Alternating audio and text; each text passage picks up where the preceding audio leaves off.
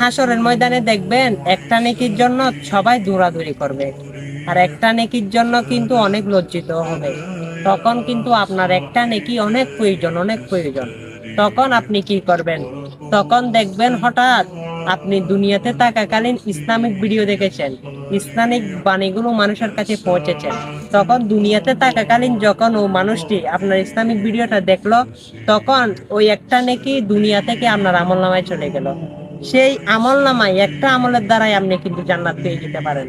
অবশ্যই দুনিয়া থাকাকালীন রসুলের হাদিসগুলো মানুষের কাছে পৌঁছান, শুদ্ধভাবে অবশ্যই নিজেও চলাফেরা করুন, ইসলামিক শরীয়ত মোতাবেক চলুন, আর হাদিসগুলো বাণীগুলো আল্লাহর বাণীগুলো সবার কাছে পৌঁছান, সেই জান্নাত আপনারও নসিব হবে।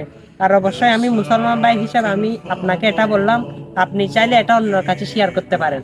গান বাজনা প্রতিদিন অনেক বাজে ভিডিও শেয়ার করছেন, কষ্ট করে হলেও আঙ্গুলে ব্যথা না হলে ভিডিওটা শেয়ার করে দিবেন। আমিন।